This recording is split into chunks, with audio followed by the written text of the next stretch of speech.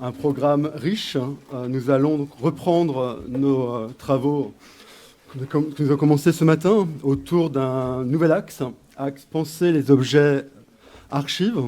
En tant qu'historien du culturel, je suis très content d'être présent, d'avoir assisté aux interventions de ce matin. J'ai bu du petit lait en entendant tout ce rapport autour des objets.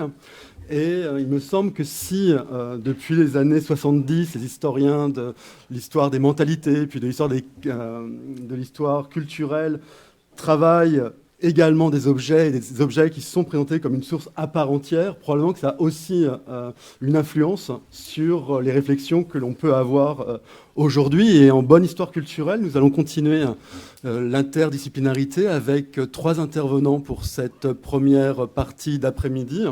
Un juriste, une archiviste et une historienne.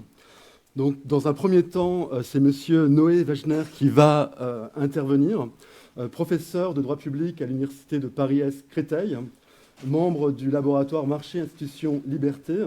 Monsieur Wagner travaille notamment sur le droit des archives et le droit des bibliothèques. Donc, je vous laisse la parole pour 20 minutes d'intervention. Merci beaucoup, Monsieur le Président. Merci aux organisateurs. Vaut mieux que je prenne peut-être un micro. Parce qu'il ne se tord pas. En fait, je ne l'arrive pas à emmener jusqu'à moi. Il repart. Il est rétif, tout à fait. Alors, je vais beau clin d'œil. Est-ce que vous m'entendez sur celui-ci? Oui, très bien. Donc je disais merci aux organisateurs, aux organisatrices, hein, c'est extrêmement bien organisé, si bien que j'en étais presque déstabilisé, on a reçu beaucoup de mails et c'était très impressionnant. Bon, je vais avoir un propos quelque peu décousu, puisque je n'étais pas en réalité tout à fait sûr de bien voir ce qui allait être l'objet de la journée, même s'il y avait un texte problématique, etc. Et c'est vrai que l'intervention des étudiantes de ce matin était particulièrement éclairante. Bon. Je vais, dans ma démarche, chercher à me tenir un peu à distance de vos questionnements.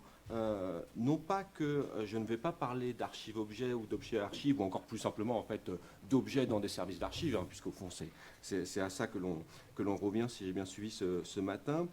Si je me tiendrai un peu à distance, c'est parce que mon angle d'attaque au prisme juridique, il est quand même bien spécifique. Alors si on reprend un peu les choses dans l'ordre, il y a, c'est certain, et c'est très impressionnant, un débat archivistique fort à avoir, et qu'il y a à notre journée d'aujourd'hui, quant à la manière dont la pratique archivistique doit appréhender ces objets, et en particulier la manière dont elle doit trancher la question des frontières de son action. Alors ça, c'est votre débat, il est très important, mais évidemment, sur ce débat-là, moi, je n'ai rien de pertinent à y dire. En revanche, il est sûr aussi que ce débat doit, à un moment ou à un autre, passer à la moulinette du questionnement juridique, pour savoir en fait quel est le statut de ces objets, et puis quelles sont évidemment, une grosse question, quelles sont les prérogatives des archivistes à leur égard. Et ça, c'est une platitude de le rappeler, mais je pense qu'il faut partir de là. C'est une des particularités du droit, c'est qu'il force, en fait, il précipite d'une certaine façon les réflexions professionnelles, puisqu'on arrive toujours à un moment où il faut choisir ou non d'entrer dans une catégorie juridique. Et tout l'enjeu, comme toujours, hein, pardon, je reste à un niveau extrêmement abstrait pour le moment, l'enjeu, comme toujours, c'est que ce passage au tamis des catégories juridiques ne se fasse pas en catastrophe au moment où tous les ponts ont été rompus, au moment où la terre a été brûlée, parce qu'on est entré en contentieux. Et donc, il faut anticiper, évidemment, les questionnements. Et pour le sujet qui nous concerne, ça signifie concrètement qu'il faut répondre à la question de savoir, non pas exactement si l'on peut conserver, évidemment, ces objets dans un service d'archives, puisqu'en réalité, on conserve ce que l'on veut, je parle du point de vue juridique, on conserve ce que l'on veut dans les services d'archives, mais quel est le statut juridique de ces objets, et donc quel est le régime de droit qu'on leur applique. Et cette question-là du statut juridique, du statut au sens fort, c'est une question à laquelle on ne peut pas couper et par rapport à laquelle les archivistes se positionnent toujours. Ça, c'est un premier point important. Faire le choix, par exemple, de gérer au cas par cas la question du versement aux archives des maquettes, des fanions des livres ou je ne sais quoi d'autre qu'on a vu ce matin, faire le choix de gérer cela au cas par cas, en fonction de la bonne volonté du service producteur, en fonction de l'ampleur du versement, en fonction de l'absence de solutions alternatives, en fonction de la configuration des magasins, etc., etc. Faire le choix donc de gérer cette question d'une manière qui n'est pas exactement la même que la manière dont on gère les archives classiques. Faire le choix, en fait, d'être plus souple dans la mise en branle du régime légal et réglementaire en matière d'archives, c'est sans doute une nécessité pratique, c'est même une bonne pratique, hein, puisqu'on n'applique jamais efficacement le droit si on l'applique comme une machine à calculer, ça c'est sûr. Mais c'est en réalité ce choix d'appliquer le régime juridique de manière plus souple, c'est déjà faire un choix juridique qui est extrêmement fort. C'est le choix de considérer que ces archives ne sont pas tout à fait des archives du même statut juridique que les autres. Ce que je veux dire par là, hein, c'est très bête aussi comme première réflexion. Si on ne fait que de la collecte ponctuelle plutôt que de faire du versement, s'agissant de ces objets, tout à l'heure, Madame du Bois-Louveau parlait de compromis avec le producteur. Si on fait ce choix-là très efficace, très sain, d'une certaine façon, c'est pas qu'on se place hors du droit ou parce qu'on a des incertitudes juridiques. C'est un positionnement juridique en soi très fort. C'est un positionnement juridique en soi très fort, tout simplement parce que la pratique tranche toujours. Elle ne se met jamais à côté du droit. Ou sinon, si elle fait le choix de se mettre à côté du droit, elle fait du droit aussi. Puisque c'est un choix juridique de se positionner à côté du droit. Elle tranche toujours les problèmes juridiques par la force des choses. C'est tout simplement qu'il faut bien prendre des décisions, il faut faire fonctionner des services, etc., etc. Donc si, par exemple, un archiviste accepte que des objets ne rejoignent pas un service d'archives dans le cadre d'une opération de versement, ou même avant ça, si elle accepte que ça ne soit pas intégré dans la question du tri-sélection, eh bien, cette personne, cet archiviste, se positionne juridiquement par rapport à ces objets. Elle est condamnée, c'est ça qui est terrible avec le droit, on se positionne toujours par rapport à lui, quoi qu'on fasse. On ne peut pas y échapper. Même quand intellectuellement on se dit que la règle juridique n'est pas très bonne et finalement on va se mettre un peu à côté, faisant cela, j'insiste sur ce point, on se positionne par rapport à lui. Alors c'est vrai aussi, deuxième point très important il me semble, c'est vrai aussi que la marge de manœuvre dont disposent les archivistes à l'égard de ces objets, elle est tout à fait considérable. Elle est en fait considérable pour deux raisons. D'abord parce qu'on a pris soin en matière de droit des archives de maintenir une définition extrêmement large de ce qui est susceptible d'être soumis au droit des archives, et donc au corpus en fait tout de même très dense des règles du droit des archives. Mais la marge de manœuvre, elle est considérable aussi parce qu'il y a un consensus, semble-t-il, à la maintenir telle qu'elle se présente, dans la mesure où, là aussi c'est le juriste qui parle, où il n'y a pas de contentieux dans ces domaines. Comme d'une manière générale d'ailleurs, il n'y a étonnamment pas de contentieux en matière d'archives, c'est-à-dire très peu de contentieux en matière d'archives. Donc on a forcément, de ce point de vue, une marge de manœuvre qui reste considérable. Une définition très large qui permet des pratiques très différentes et pas de contentieux qui viennent stabiliser les manières d'interpréter cette décision, ça fait qu'évidemment, il y a un positionnement juridique, si tant est que vous acceptez cette idée qu'on se positionne toujours juridiquement, même quand on prétend ne pas se positionner, il y a forcément un positionnement juridique, il y a forcément, excusez-moi plutôt, des pratiques qui se maintiennent de manière extrêmement diversifiée. Bon. Sur ces considérations triviales, si on rentre un peu plus dans le dur. Alors, je reprends ce que nous expliquait tout à l'heure Laurent Ducol, en rappelant que, et je crois que tout le monde le sait ici, qu'il existe une définition juridique des archives, hein, qui n'est jamais qu'une définition juridique, même si elle cherche à coller à la pratique archivistique, ça n'est jamais qu'une définition juridique, qui est une définition d'une étonnante stabilité depuis qu'elle a été instituée par la loi du 3 janvier 1979, si ce n'est qu'on a introduit une précision inutile en 2016 en précisant qu'on intègre également dans cette définition les données, ce qui n'était pas une précision nécessaire, mais qui, enfin en tout cas juridiquement pas nécessaire, même si pédagogiquement elle est sans doute utile. Cette définition des archives que l'on trouve aujourd'hui dans le Code du patrimoine, hein, qui qui est la première brique de la 219 et qui est aujourd'hui la première brique du livre 2 du Code du patrimoine, on peut dire, même si c'est un peu provocateur de le dire comme ça, cette définition des archives, cette définition juridique des archives, elle est ce à quoi se réduit aujourd'hui le droit des archives. Elle est ce à quoi se réduit aujourd'hui le droit des archives. Il n'y a pas de droit des archives hors de cette définition. Tout le reste, ce sont des pratiques professionnelles, c'est la pratique archivistique. Ce qu'il y a en droit, c'est effectivement, il y a un droit des archives publiques et il y a un droit des archives privées. Mais il n'y a pas de droit des archives si ce n'est cette définition. Au sens où, toutes les règles du droit des archives se réunissent à l'endroit de cette définition et dans rien d'autre. Le droit des archives tient tout entier dans cette formule parce qu'il n'a pas de régime juridique général. Il n'y a qu'un régime juridique des archives publiques et un régime juridique des archives privées. Donc il tient tout entier dans cette formule. Et effectivement, cette formule, elle est travaillée et elle est d'une ampleur importante.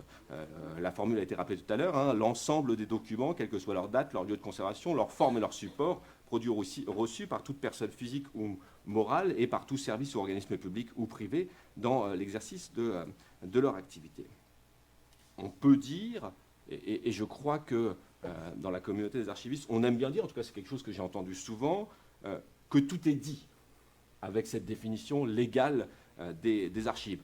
Tout est dit parce qu'on dit l'indifférence au support, on dit l'indifférence à la date, et puis on dit le rapport au producteur.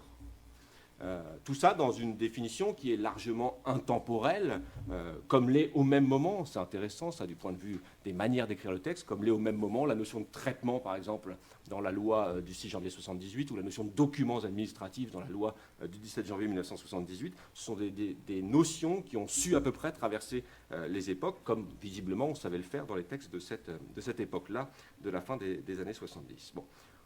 On voit bien, pour notre sujet, pour le questionnement d'aujourd'hui, l'immense importance qu'il y a dans cette indifférence légalement affirmée au support. L'indifférence au support dans la définition juridique des archives. Et d'ailleurs, il est significatif que si depuis 45 ans, ce point de la définition juridique des archives n'a suscité aucun contentieux. C'est spectaculaire quand même. Une discipline comme l'archivistique, dont la définition juridique fondatrice est aussi large et qui suscite en 45 ans, alors même qu'elle produit tous les jours des milliers et des milliers de décisions, la décision de trier, sélectionner, donner accès, etc. Une discipline comme celle-ci qui ne produit aucun contentieux sur le champ exact de sa définition, c'est très spectaculaire. Mais en revanche, il est aussi significatif d'observer que c'était, lorsqu'on a préparé la loi du 3 janvier 1979, un des principaux points de friction lors de l'écriture du texte, lors de la préparation du texte. Et pas un point de friction interministériel, mais un point de friction interdirectionnel, si j'ose dire, c'est-à-dire à l'intérieur du ministère de la Culture à l'époque. Un point de friction avec la direction du livre qui vient d'être créée à ce moment-là, 1976, avec la direction des musées de France, avec le service des monuments historiques, c'est-à-dire un point de friction vraiment à l'intérieur des services administratifs qui mènent les politiques culturelles d'État. Puisque tous ces services qui ne sont pas la direction des archives de France, tous craignent justement que la définition juridique des archives va donner une compétence légale non contrôlée, incontrôlée, à l'administration des archives pour marcher sur les plates-bandes des autres. Et de manière peu surprenante d'ailleurs, c'est peu surprenante par rapport à plein de choses dont on pourra reparler, mais c'est de manière peu surprenante avec la nouvelle direction du livre que les passes d'armes seront les plus vives, tout simplement parce que la direction du livre craint qu'avec une définition aussi large des archives et cette indifférence au support, eh bien, on vienne remettre de l'huile sur le feu, sur les vieux débats que Patrice évoquait tout à l'heure, des relations ANBN du Second Empire, qu'on vienne en fait remettre du bazar dans la grande division historique qu'on avait à peu près réussi à stabiliser, même si on ne l'a jamais vraiment stabilisée, si je crois, mais je pars devant l'archiviste, donc en fait peut-être que je dis des bêtises, en tout cas c'est comme ça que je l'ai comprise, la grande division historique qu'on n'a jamais vraiment stabilisée, mais finalement qu'on a pacifiée entre archives et bibliothèques. Alors, on revient dessus en particulier dans le livre sur l'histoire de la loi de 1979 qui a été publié il y a de ça 3 ans, sur ces conflits à l'époque, lors de la préparation, sur la définition vraiment, sur la première brique, je disais tout à l'heure, de la loi de 79, entre Jean Favier, côté direction des Archives de France, et puis Jean-Claude Groins, côté direction du livre, nouvellement créée. Et ces débats, je ne reviens pas sur ce contenu, même si le livre est un objet, est-il donc, bon, voilà, on en revient finalement, la distinction livre-archive, finalement, préfigure évidemment, d'ailleurs j'étais surpris qu'on n'en parle pas plus, mais là aussi c'est ma naïveté de l'extérieur, qu'on n'en parle pas plus ce matin, puisqu'on la projette aujourd'hui, c'est la distinction objet-archive, mais les débats de l'époque entre Groins et Favier, sont en réalité, en dépit des réponses flamboyantes qu'on trouve dans les archives de Favier, très très cassantes, en fait ces débats-là, on voit qu'ils sont, dans les échanges administratifs de l'époque, extrêmement confus. Parce que c'est peut-être clair pour les archivistes, cette frontière comme ça qu'on construit dans le texte juridique qui est aujourd'hui la définition juridique des archives que je rappelais tout à l'heure, mais en réalité, cette définition, si elle renvoie à des choses qui sont claires chez les archivistes, elle n'est pas verbalisée de manière claire. Contrairement à ce qu'on peut affirmer, l'article juridique qui définit les archives n'est pas clair pour les autres que les archivistes. Cette définition de l'indifférence au support est loin d'être une définition parfaitement claire. On comprend que le rapport au producteur, d'une part, le rapport au mode de production, d'autre part, ce sont deux critères discriminants, mais en réalité, reprenez la définition que je citais tout à l'heure, la définition juridique des archives verbalise extrêmement mal tout cela. Elle les sous-entend, mais selon des sous-entendus en réalité que seuls les archivistes entendent vraiment. Mais qui ne sont pas bien entendus parce qu'ils ne sont pas bien, par ailleurs parce qu'ils sont très peu verbalisés si on regarde la définition. Si bien que en fait la définition juridique de l'article 211-1, elle dit tout, en fait elle ne dit pas grand-chose en réalité. Ou plutôt, elle est si vague en ne disant pas grand-chose qu'effectivement c'est une grande force pour les archivistes, puisque dans ce vague, elle laisse des marges de manœuvre. Et les discussions qu'on avait ce matin montrent qu'en fait, on les investit ensuite de manière justement variable, et que c'est une force de pouvoir les investir, ces marges de manœuvre, de manière très variable. Alors, ça c'est intéressant aussi qu'on revienne sur cette histoire-là. Après, je passe vite à autre chose, parce que j'ai plus beaucoup de temps. On a envisagé quand même un moment de préciser davantage la définition juridique des archives. On a envisagé de bâtir un peu plus de murs autour de cette définition. Par exemple, en verbalisant, ce qu'on ne fait plus du tout, la double différence, on la sous-entend, les archivistes l'entendent de manière sous-entendue, mais la double différence avec la collection et la documentation. Mais aujourd'hui, on peut vraiment dire qu'elle est très très très sous-entendue dans la définition juridique des archives. Je vous disais tout à l'heure, ce qui est spectaculaire, c'est néanmoins que tout ça ne produit pas beaucoup de contentieux. Alors, il y a une façon très simple en fait d'expliquer cette absence de contentieux, c'est que cette question de délimitation de la frontière juridique ou de la définition juridique des archives, elle n'a de véritable enjeu qu'en matière d'archives publiques. C'est-à-dire qu'elle aurait pu se poser du côté des archives privées, par exemple au moment où on va décider d'actionner la protection au titre des archives historiques, vous savez, l'équivalent pour les monuments historiques pour les archives, pour justifier qu'on vienne imposer une protection ou qu'on vienne refuser d'imposer une protection, mais puisque on ne fait quasiment pas de protection au titre des archives historiques en France, évidemment, ça ne produit pas non plus de difficultés. Il ne se passe pas grand-chose de ce côté-là, donc ça ne produit pas de difficultés. Donc cette question de problème de délimitation juridique des archives a un véritable enjeu qu'en matière d'archives publiques, là où, évidemment, le régime juridique et la trame des obligations est extrêmement dense. Or, justement, dans ce cas-là, on est essentiellement dans des relations entre administrations entre elles. Et entre administrations, on ne fait pas de contentieux. Entre administrations, à la rigueur, on peut essayer de faire provoquer par d'autres des contentieux, mais on ne fait pas de contentieux entre administrations. Donc il est assez logique, en réalité, que cette définition si vague, qui devrait, dans tous les autres domaines, en droit de l'urbanisme, en droit de l'étranger, pour prendre d'autres droits que je connais, ça aurait produit des vagues contentieux gigantesques, et en matière d'archives, on ne l'a pas, parce que c'est une affaire intra-administrative, c'est une affaire d'administration. Alors, les questions pourtant sont cruciales, je termine, hein. Les questions pourtant sont cruciales, puisque évidemment, si on décide d'intégrer une part des objets autres que les archives classiques, papier ou numériques, dans le champ de la définition légale des archives, alors du côté des archives publiques, c'est vrai que, là, ça c'est des choses aussi que tout le monde connaît, on va entraîner quand même l'application du régime juridique des archives publiques. Il est quand même lui aussi très spectaculaire, ce régime juridique. On va entraîner l'application de toutes les obligations liées aux tri-sélections, au versement, et puis aussi, hein, on n'en a pas parlé non plus ce matin, les obligations liées à la communication. Alors, c'est une question qui, d'une certaine façon, on l'a touchée ce matin lorsqu'on a évoqué la question des scellés judiciaires. Si on détruit des scellés judiciaires, est-ce qu'on détruit des archives publiques? Est-ce que dans ce cas-là, on doit actionner les règles pénales sanctionnant la destruction des archives publiques? Bon, ce qui en fait n'est pas un vrai problème du côté des droits des archives, puisqu'on n'actionne pas le droit pénal des archives publiques, et ça c'est une autre difficulté. Pardon, je suis un peu provocateur, mais c'est pour dire aussi les questions ne sont pas poussées jusqu'au bout, parce qu'aussi on n'utilise qu'une partie très importante, hein. Tri-sélection, versement, communication, c'est extrêmement important, mais on n'utilise jamais qu'une petite partie du potentiel du droit des archives, donc forcément ça limite de manière assez considérable le nombre de contentieux. Bon, un tout dernier point, et j'arrête après, c'est promis, un tout dernier point, mais quand bien même, on dirait, mais au fond, ces objets, disons qu'on en reste à une lecture très classique des archives, et faisons de ces objets autre chose que les archives publiques, même si elles sont conservées dans des services d'archives. Autrement dit, on l'extrait de la qualification légale d'archives, et donc d'archives publiques pour ce qui va nous intéresser, et pour autant on les conserve dans les services d'archives. Ça, c'est aussi quelque chose qui est tout à fait envisageable.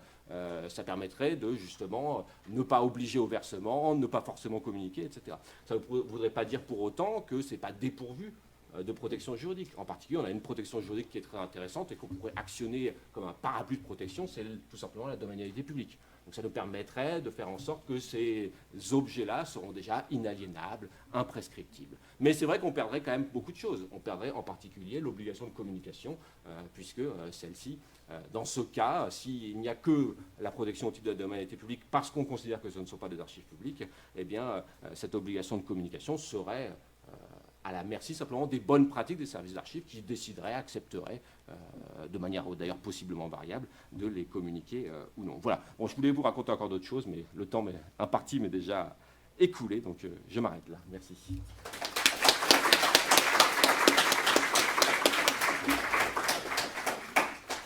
Merci pour cet éclairage juridique très précis, hein, qui montre tous les atouts de la souplesse et la marge de main-d'œuvre considérable, pour reprendre votre expression, mais qu'on n'a pas forcément pour une journée d'études.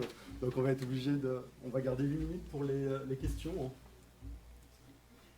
C'est des questions. Oui. C'est juste une précision. Vous avez parlé de la pratique, et effectivement, si cette définition de droit est un peu restreinte, la force de notre métier, c'est d'avoir une pratique et qui se traduit chez un juge par l'état de l'art dans notre métier. Et donc, quand on se retrouve avec des problématiques juridiques, il va se pencher sur cet état de l'art. Et la force, c'est que finalement, j'ose pas dire que nous, on fait le droit, si vous voulez, mais c'est notre pratique partagée qui le fait. Et donc, finalement, c'est intéressant parce qu'il y a une souplesse dans ce métier que d'autres n'ont malheureusement pas. Et c'est ce qui est à notre avantage et ce qui fait, je pense, un peu notre force. Voilà, c'est juste un complément. Ouais, alors que je nuancerai néanmoins. Oui, non, mais on a des temps courts. Parce que la voilà. référence à l'état de l'art est un élément qu'il faut prendre avec beaucoup de précaution du côté du juge. Ça marche jusqu'à ce que le juge dise non. C'est-à-dire, ça marche jusqu'à ce que ça ne marche plus. Et en fait, il y a un moment où le juge peut tout à fait plaquer. Il y a plein de domaines dans lesquels il l'a fait, d'ailleurs dans des contentieux concernant de l'histoire, pour prendre des sujets proches, où le juge a dit c'est peut-être comme ça que vous pensez, mais le monde juridique est un autre monde, comme on dit souvent en droit, et on peut tout à fait créer des décalages et ça ne pose aucune difficulté. Merci pour cette présentation. Alors désolé, c'est une question peut-être un peu naïve du point de vue juridique et archivistique, mais j'ai bien compris pourquoi il n'y avait pas de contentieux sur le côté archives publiques. J'ai pas compris par contre pourquoi il n'y en avait pas sur les archives privées. Donc, si alors, moi, mon questionnement, c'est il n'y a pas de contentieux s'agissant des archives, enfin des objets que l'on viendrait qualifier d'archives privées, parce qu'en réalité, le versement d'archives privées, non, même pas le versement, comment vous appelez ça d'ailleurs? Vous dites quoi? Il y a le mot, on l'a jamais très bien su. L'entrée extraordinaire, voilà, c'est ça le vocabulaire. L'entrée extraordinaire des archives privées se fait de toute façon sur un mode consensuel.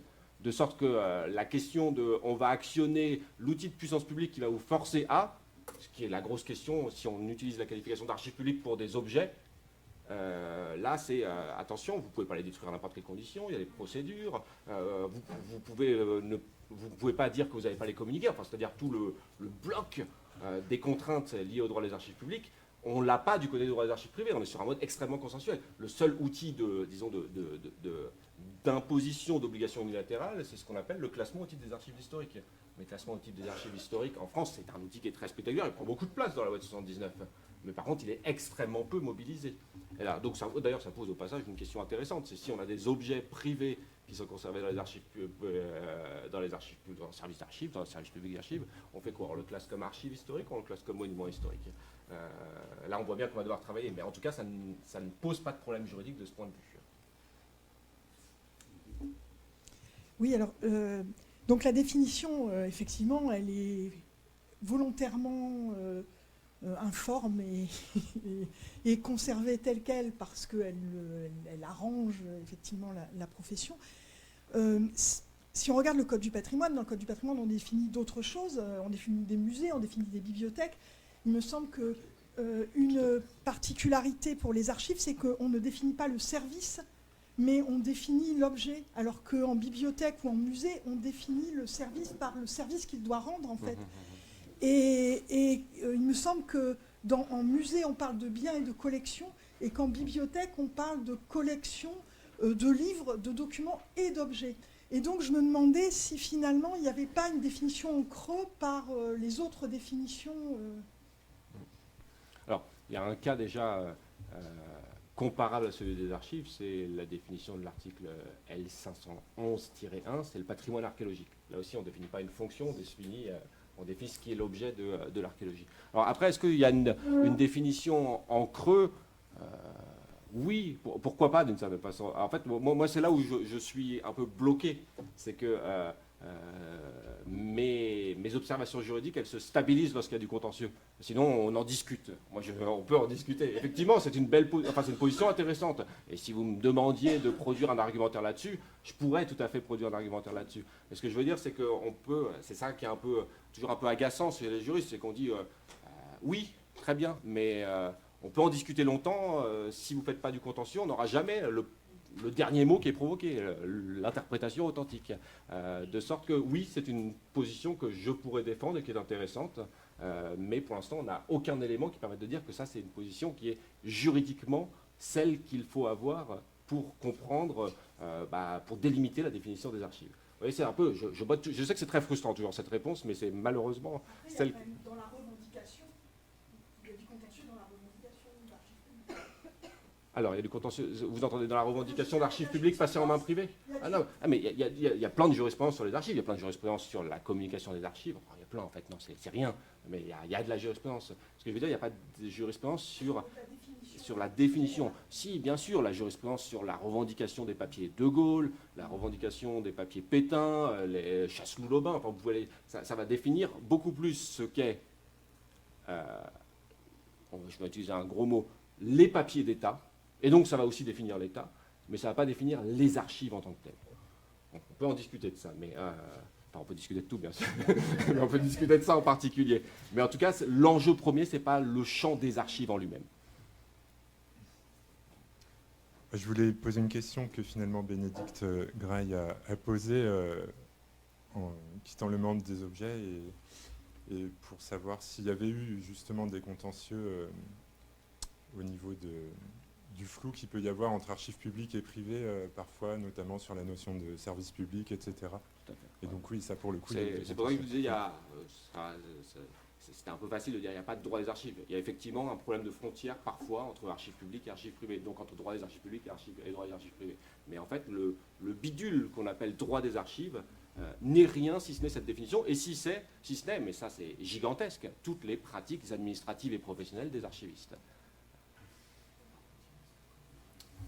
Non, ça ne veut pas dire... Enfin, de toute façon, vous faites comme vous voulez, évidemment. J'ai bien entendu ce que vous avez dit. Ça ne veut pas dire que c'est un jeu sans règles. Ça, c'est encore autre chose. C'est-à-dire que c'est un jeu avec une part de risque qui est plus large qu'ailleurs, parce qu'effectivement, la marge est considérable. Mais vous ne faites pas n'importe quoi. La meilleure preuve, c'est que vous n'avez pas beaucoup d'objets. dans les services d'archives. Donc il y a des choses comme ça qui sont des régularités, qui investissent, qui donnent du sens à vos interprétations. Simplement, comme il y a une marge de manœuvre, ça fait qu'il y a quand même des objets. Voilà, ça crée des... Enfin, c'est des modes de régulation qui sont compliqués, en fait, puisque vous jouez un peu avec la règle, puisqu'elle vous laisse de la marge de manœuvre, mais en même temps, vous ne faites pas n'importe quoi avec la règle. Vous ne faites pas des grandes collectes comme pourrait faire, je ne sais pas quoi, une grande collecte muséale ou je ne sais quoi.